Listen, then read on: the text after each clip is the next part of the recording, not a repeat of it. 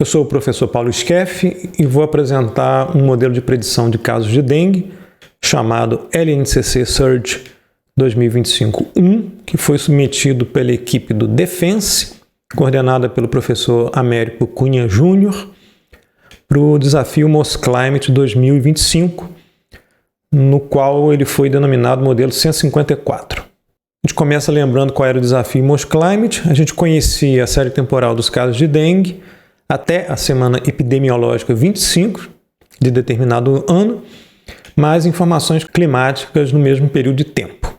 Isso para cada estado da federação, ou seja, 27 estados. E o objetivo era predizer os casos de dengue da semana epidemiológica 41, subsequente à semana epidemiológica 25, até a semana 40 do ano subsequente. Qual é a ideia do modelo 154?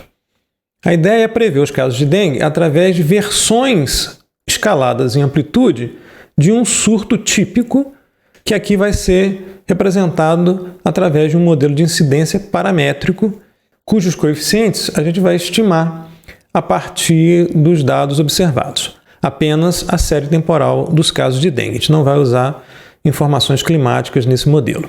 E para escalar em amplitude esse surto típico, a gente vai produzir uma série ou um conjunto de ganhos tomados de uma distribuição log normal, cujos dois primeiros momentos a gente vai estimar dos próprios dados. No final das contas, o modelo para cada estado vai consistir do modelo de incidência paramétrico, ou seja, os parâmetros do modelo de incidência, que vai representar um surto típico num determinado ano.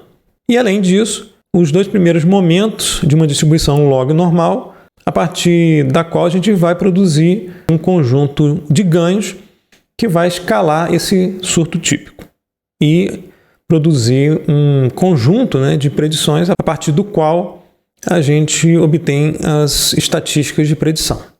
Aqui, de forma esquemática, a gente tem a série temporal de surtos ao longo do tempo e denotar por I subscrito 1 de N, o primeiro surto, e assim por diante até o último surto observável aqui, I subscrito N grande de N. E a gente pode isolar cada um desses surtos, segmentando a série temporal em blocos de 52 semanas epidemiológicas, aqui da semana 1 até a semana 52. Depois outro bloco justaposto da semana 1 do ano subsequente até a semana 52 do ano subsequente, e assim por diante. Dessa forma a gente teria um conjunto de N grandes surtos e a gente faz a média ponto a ponto, sincronizada por cada instante de tempo, e produz um surto médio. Tá? Essa é a ideia da produção aqui de um surto médio. Na prática, a gente observa o seguinte: se a gente segmentar a série temporal da semana epidemiológica 1 até 52, o surto médio tem uma cara similar a essa aqui, nesse caso aqui, se eu não me engano, para o estado do Rio de Janeiro. Tá? O que a gente observa aqui, o número de casos ao longo do tempo, é que o máximo local aqui não ocorre no meio da janela. Ele ocorre aqui no entorno da amostra número 15, ou seja, da semana epidemiológica número 15. Tá? E a gente quer, considerando que a forma de onda da incidência é simétrica em relação ao máximo local, a gente quer que esse máximo local fique centralizado no meio da janela. Para isso, a gente vai aplicar um deslocamento circular de um determinado número de amostras, de modo a deslocar esse máximo local para o centro da janela. Nesse caso particular mostrado, o deslocamento circular é de 11 amostras, o que leva o pico da curva de incidência para o meio da janela. O que a gente está fazendo aqui é pegar as 11 amostras finais aqui, e colocá-las no início dessa curva, movê-las daqui, desse final, e colocá-las no início do lado de cá. E mantém a semana epidemiológica onde ela está, tá ok? Aqui a gente optou por colocar esses índices negativos. Nesse caso, a leitura que tem que ser feita é a seguinte: para índices negativos N, a gente está pensando na semana epidemiológica 52 menos N do ano anterior. Então agora a gente tem um surto característico, a partir do qual a gente vai estimar os parâmetros de um modelo de incidência.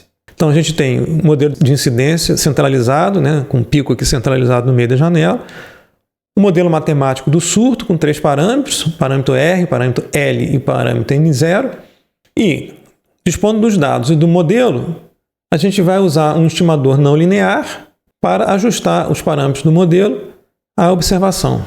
No caso aqui, a gente está implementando o estimador em MATLAB e usou a função LSQCurveFit do MATLAB, que vai produzir para a gente, né, os parâmetros estimados L-chapéu, R-chapéu e N0-chapéu. De posse desses parâmetros, a gente avalia o modelo usando esses parâmetros, com N aqui de 1 até 52 e obtém um surto típico parametricamente modelado. Nota, cada modelo desses vai ser válido para um estado em particular, um estado da federação em particular. O resultado que a gente obtém é esse, né?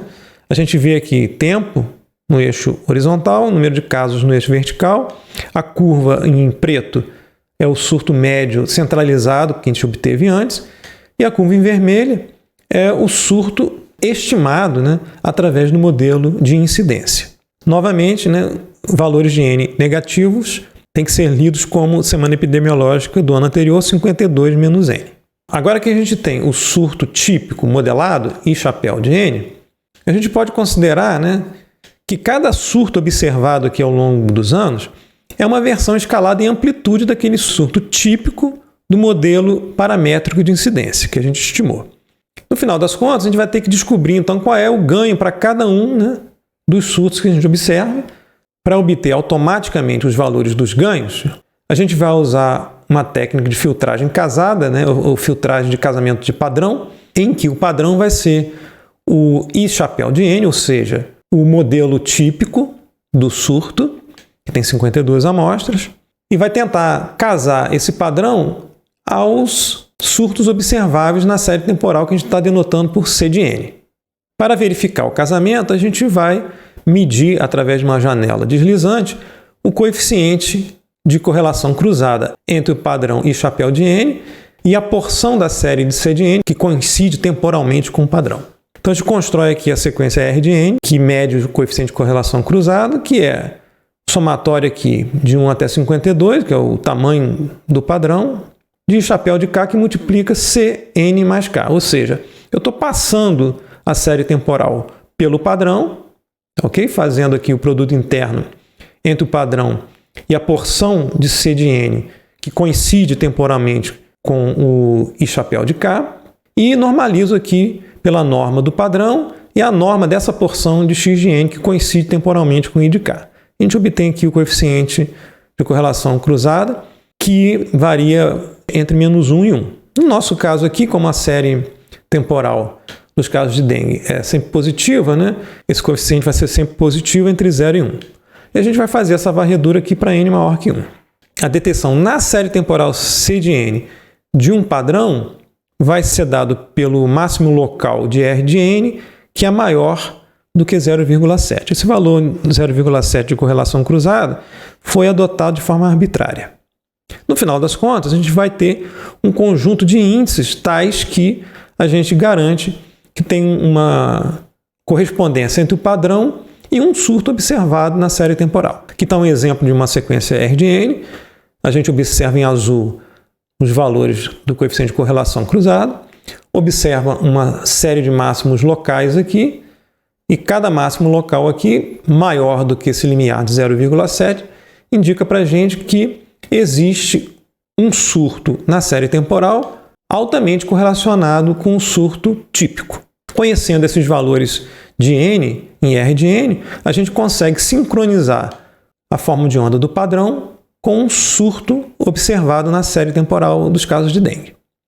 Aqui a gente está vendo, né, que os máximos locais são aproximadamente espaçados no tempo de 52 amostras, que corresponde à sazonalidade dos casos de dengue ao longo dos anos.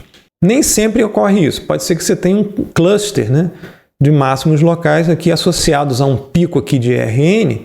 A gente vai tomar o maior valor de R de N nesse cluster, de modo que a gente selecione apenas um máximo local associado à sazonalidade aqui da ocorrência dos surtos de dengue. Dispondo dos valores de N que a gente consegue sincronizar o surto com o padrão, a gente, uma vez tendo os dois sinais sincronizados, o padrão e o surto na série temporal, a gente pode calcular os valores dos ganhos tais que o modelo do surto observável IK de N é ganho G que multiplica o padrão, ou surto tipo, mais uma componente de incerteza. E a gente vai considerar a seguinte hipótese, que o padrão e a componente de incerteza são independentes. Dessa forma, a gente pode escrever essa equação de forma vetorial. Isso aqui vira um vetor I, K. G é escalar, isso aqui vira um vetor I chapéu, isso aqui vira um vetor D. Agora, se a gente multiplicar essa equação vetorialmente, né, à esquerda por I chapéu transposto, como é que fica? À esquerda aqui vai ficar I chapéu transposto, que multiplica IK, G de K, que multiplica I chapéu transposto vezes I chapéu, e aqui I chapéu transposto vezes D. I chapéu transposto vezes D é igual a zero, porque essas componentes são ortogonais. Então, a gente consegue encontrar aqui o ganho G de K como I chapéu transposto, que multiplica I de K, dividido aqui por I chapéu transposto, que multiplica I chapéu. Nota, a gente vai ter no final das contas um conjunto de N grande ganhos, tais que a gente consegue ajustar o template, né, ou o padrão, ao surto observável. Como é que fica então a previsão dos casos de dengue para a próxima estação, para o próximo ano? O I chapéu de N mais 1 vai ser igual a um ganho G N mais 1, que multiplica o surto típico. A gente acrescenta aqui um subscrito L, que a gente vai ter que gerar um conjunto de predições, né?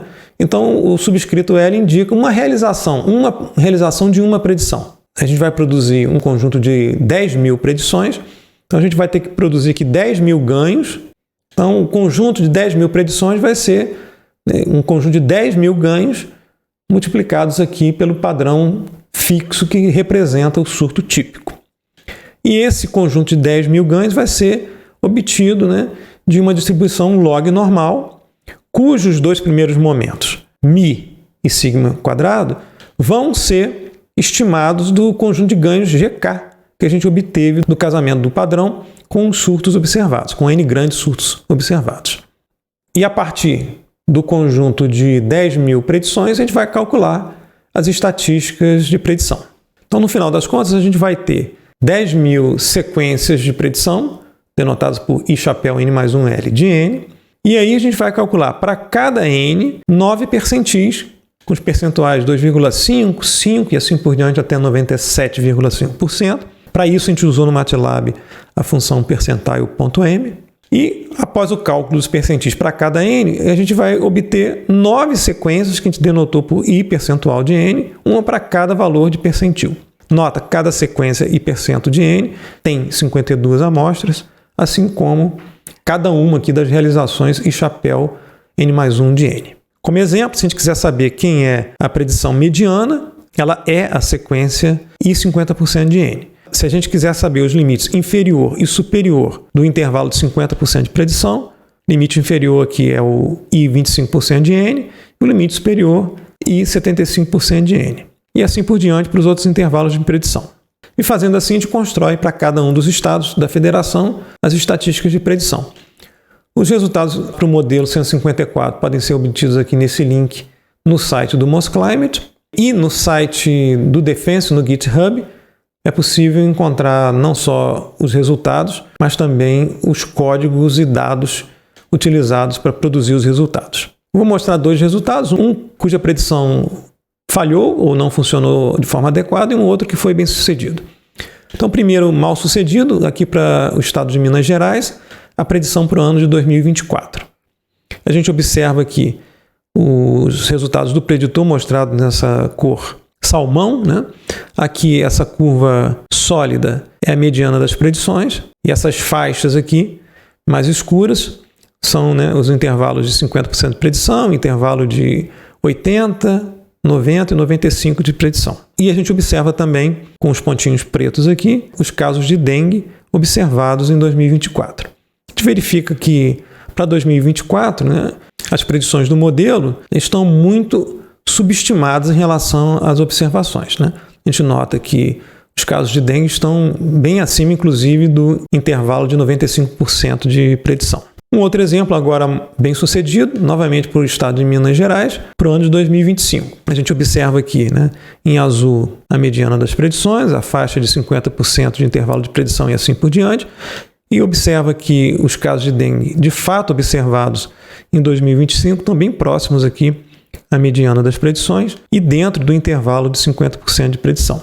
O desempenho de predição varia, de acordo com o estado e de acordo com o ano de predição. No relatório do Mosclimate, que apresenta os resultados do desafio, existem informações sobre para quais estados o modelo 154 obteve melhores resultados. Isso conclui essa apresentação breve sobre o modelo 154.